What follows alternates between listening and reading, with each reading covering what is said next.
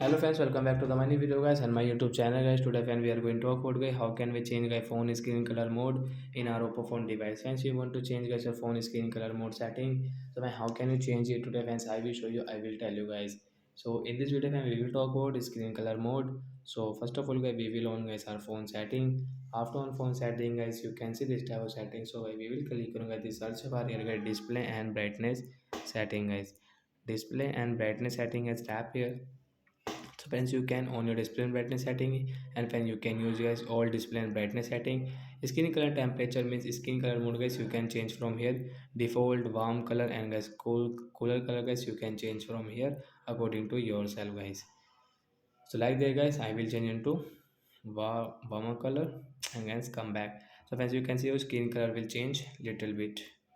So like that guy, we can change guy phone skin color mode. So that's it guys, thanks for watching the video. Bye bye friends.